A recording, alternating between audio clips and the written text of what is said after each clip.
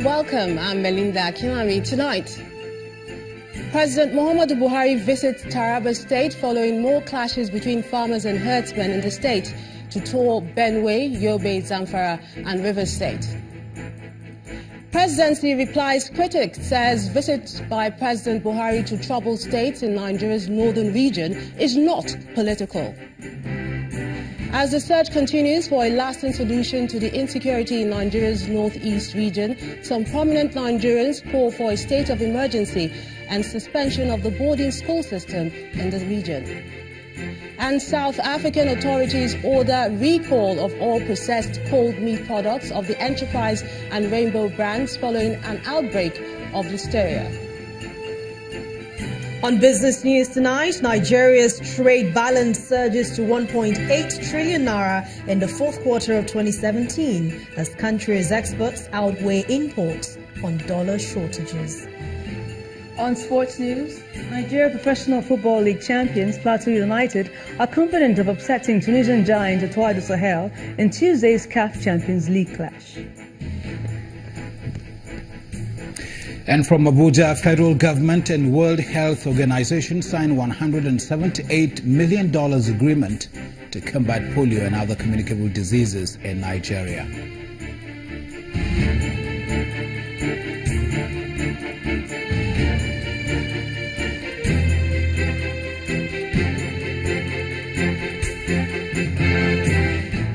We begin tonight with the President's visit to the northeastern state of Taraba to commiserate with them over the recent killings due to the clashes between farmers and herdsmen.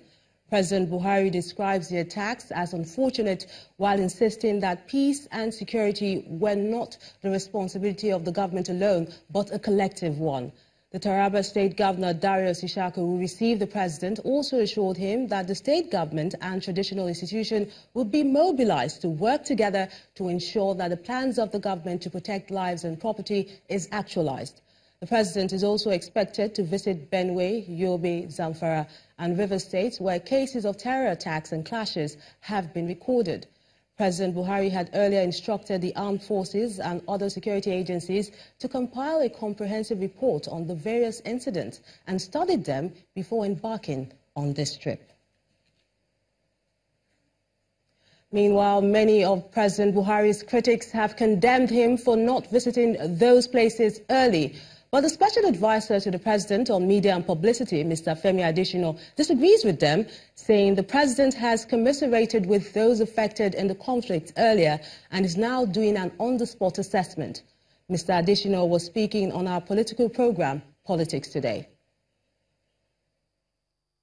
There's nothing wrong in that if he visited immediately, and there's also nothing wrong if he adopts the style he's adopting now, because one, he had commiserated with all those who suffered one loss or the other in those clashes. He had sent delegations which commiserated with the people.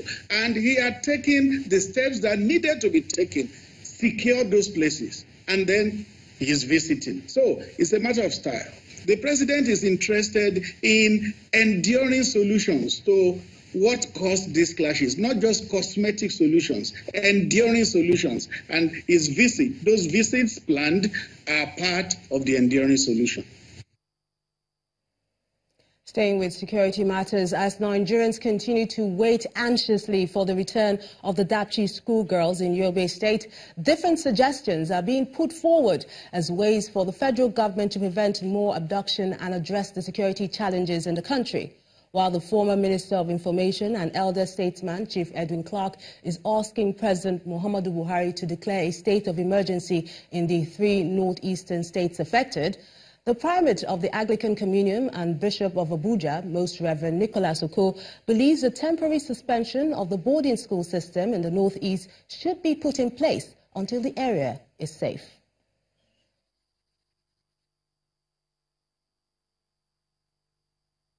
Nigerians are still trying to come to terms with the abduction of 110 girls from this school by insurgents. While Nigerians continue to ask questions regarding how this sad event occurred, some people have been proffering suggestions. A former Minister of Information, Edwin Clark, says the problem of insurgency in the northeast must be addressed decisively and a state of emergency declared in Adamawa, Borno and Yobe states. If a state of emergency is declared total, that's what happened in Plateau State in 2004, and a senior military officer like Chris Ali appointed, who understands the language of the military. What happened in Chibok at that in 2014 could not have happened. According to him, through a doctrine of necessity proclamation, a 6-month state of emergency can be put in place with a sole administrator. Even if there is nothing like removing the democratically elected government, adopt the doctrine of necessity, which has been applied all over the world. The nation first. Why can't we do the same thing? Create a conducive atmosphere and allow the military to stay there for the next 6 weeks. Everything will be broadcast. Boko Haram will be buried forever. For the Primate of the Anglican Communion, a temporary suspension of boarding school system in the northeast is a step that must be considered. Since the authorities are not able to keep the children safe, it might just be better to allow them to come from home. He also appeals to Christians to return to the way of cross by upholding the tenets of Christianity. Every aspect of the way of the cross is intended to draw people back to the focus of Christianity, because we realize that people are developing what might be regarded as Christian byways. They are branching out from the main thing. Although the Primate sympathizes with President Buhari over the unending cases of insurgency in the northeast, he calls for the overhauling of the nation's security system and the strategies being employed to combat the insurgents. The Yobe State Governor, Ibrahim Gaidam, on his part, is not making any suggestions to the federal government but to security operatives, and he wants them to intensify aerial surveillance and conduct mop-up operations around numerous areas across the state and beyond to end the Boko Haram insurgency. He was speaking today when he received the chairman and members of the fact-finding committee to unravel the circumstances behind the abduction of the Dapchi schoolgirls, who called on him at the government house, Damaturu. Nigerian armed forces and sister security agencies should equally continue to strengthen strategy and effective collaboration, including a study of information for effective surveillance, particularly aerial surveillance by the Nigerian Air Force. This will enable the officers and men of the Nigerian Army, the Nigerian Air Force, and other security operatives cover all the local government areas, particularly the vulnerable areas in Yobe State. I also appeal to the federal government to come up with comprehensive strategy of mopping up remnants of the insurgents in all their hideouts within and outside the state. Our hopes are raised, and we will remain in high spirit that right steps and strategies are continuously being put in place to ensure that the missing schoolgirls are returned to their parents in good health. Governor of Yobe State, Ibrahim Gaidam. Security forces must learn to leverage on lessons from every terrorist attack in order to develop the capacity to prevent a future recurrence.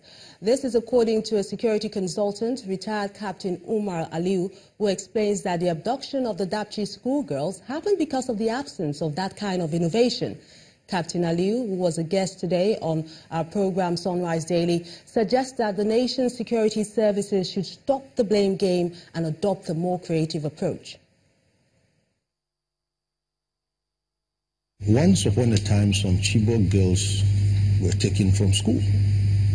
If we had gone into the scenario and seen what caused it, how was it done, where was it done, who did it, then we could begin to see which other schools have the same trappings, the same similitudes with the Chibok school, and affect or effect whatever we have gleaned off as preventive measures to these schools. That's how you improve. That's how you learn. There has to be some process assets from that unfortunate event in Chibok. 2 arms of service, for example, were trading blames. Of what use is it? Why trade blames post-event? Why not invest those energies for trading blames into doing that pre-event? Now look at the issue of the forest he mentioned.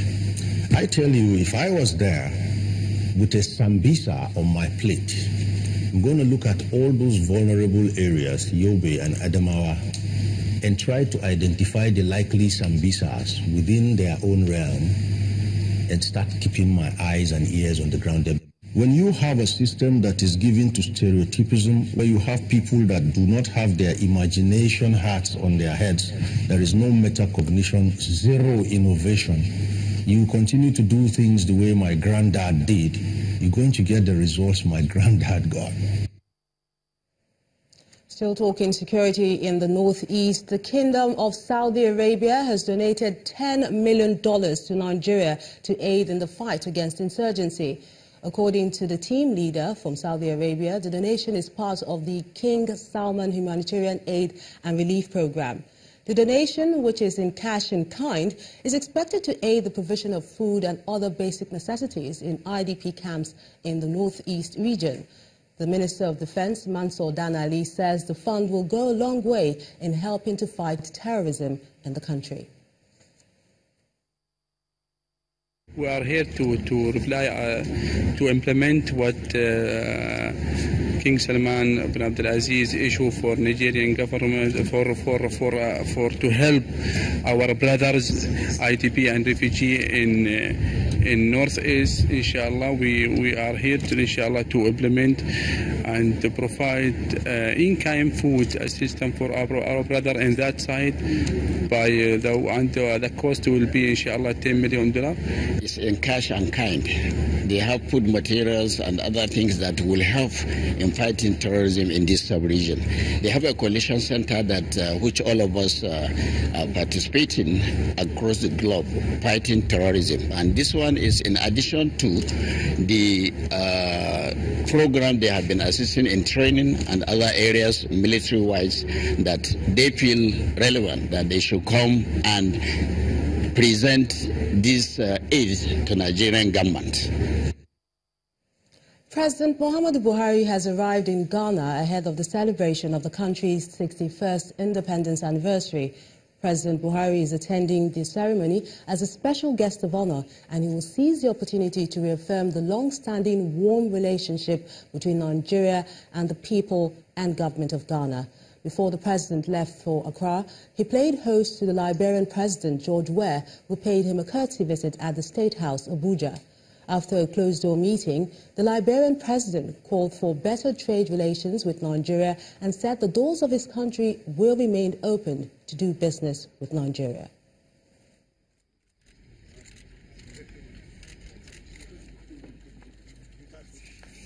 Although yours is the largest economy in Africa, with the most powerful army in our sub-region, you have never used your wealth, your military prowess to expand your territory, threaten your neighbors, or destabilize any sovereign nation in the region. Campaign elections and inauguration are now over, and the real work of governance has begun in Liberia. Hopes are high, and expectations are even higher.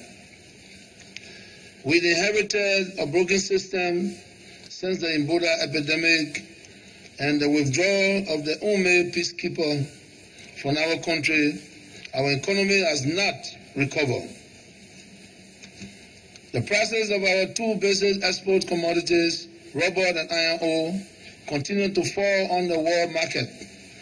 Our diminishing foreign exchange earning from the export of these and other commodities are used mainly on the importation of food and other commodities, causing massive trade deficit. Youth unemployment is at an all-time high, and prices of basic commodities continue to increase. Liberian President George Weah. In part two, after the break, concerns over humanitarian situation in Iran following suspension of medical services by Doctors Without Borders. Please stay with us.